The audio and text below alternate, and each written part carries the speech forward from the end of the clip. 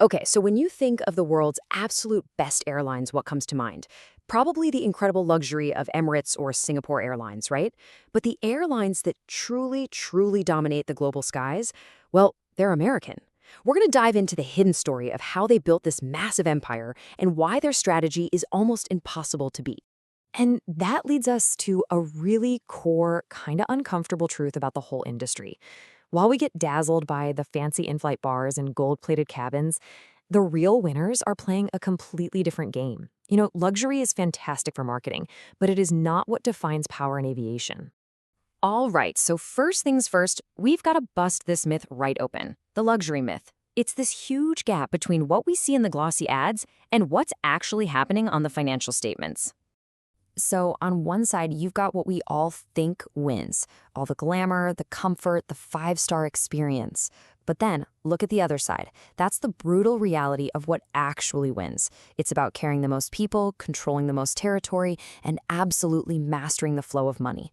It's a game of sheer volume and control, not comfort. So how did we get here? How did the American Airlines get so good at this ruthless game? Well, to understand that, we have to go back to one single event that turned the entire industry into an absolute fight for survival. You see, before 1978, flying in the US was, well, it was kind of boring. The government literally set the prices and told airlines where they could fly.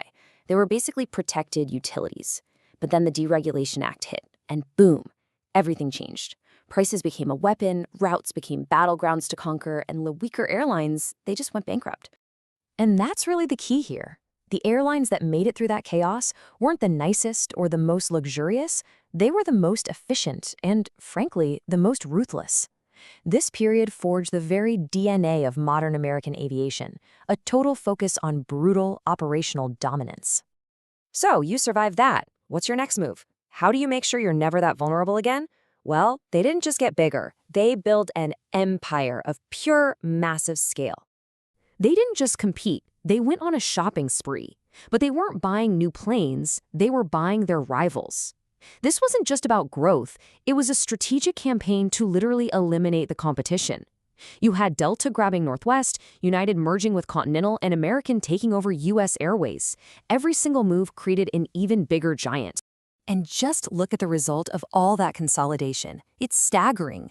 By 2015, just 4 airline groups, 4, controlled 3/4 of the entire U.S. domestic market. This gave them a level of control over prices and routes that was just unimaginable before. This wasn't a monopoly by accident, it was a monopoly by design. And this massive size works hand in hand with their other secret weapon, the hub-and-spoke system. It's genius, really. Instead of flying a bunch of half-empty planes between smaller cities, they funnel everyone through a central mega hub. This way, they fill up bigger planes and can offer flights from just about anywhere to, well, anywhere else in the world and still make money. And these hubs, think Atlanta for Delta, Dallas for American, Chicago for United, they basically became fortresses. If you live in a smaller city anywhere near one of those, guess what? You don't really get to choose your airline. The airline that owns that hub, they choose you.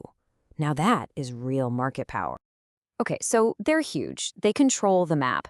But believe it or not, we still haven't gotten to the most profitable part of their business.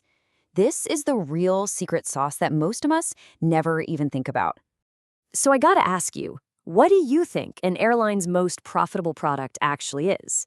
Is it that fancy first-class seat? All those baggage fees we love to hate? Nope, wrong on all counts. The answer is, it's not the ticket. In fact, it has almost nothing to do with actually flying a plane at all. Here's where the real money is made, their loyalty programs. You see, the airlines, they don't just give away those frequent flyer miles. They sell them by the billions to credit card companies like Amex, Chase, and Citi. The banks then hand those miles out to us as credit card rewards. For the airlines, this is billions of dollars in pure high-margin revenue with almost zero cost to operate. I mean, this just changes everything, right? It totally reframes what these companies are. They're not just airlines. They're basically financial technology companies that just happen to have a fleet of airplanes. The loyalty program is the real profit engine. The planes are just the delivery system. So let's put it all together. You've got the insane scale, the fortress hubs, and this secret financial engine. When you see all that, you really start to understand why the American model is just so much more resilient and so hard to beat. And I mean, just look at the numbers. They're wild. American Airlines is projected to carry something like 215 million passengers a year, with Delta and United right behind them. A typical luxury carrier, it doesn't even come close. It's not even in the same league. This massive foundation is something that prestige just can't compete with. It really comes down to two totally different ways of doing business. The luxury carriers, they're totally dependent on premium international travelers and a healthy global economy. But the US network model, it owns its backyard, that massive domestic market. It controls all the traffic from thousands of smaller towns, and it always has that super profitable loyalty money to fall back on. When a global crisis hits, you can guess which model bleeds first. So, at the end of the day, here's the bottom line. The American aviation empire was never built on having the best champagne or the most comfortable seat. It was built by ruthlessly controlling the three things that actually matter: massive scale, unbeatable networks, and the strategic flow of money. So yeah, the next time you see some magazine gushing about the world's best airline, just remember this. Luxury airlines, they win the fancy awards.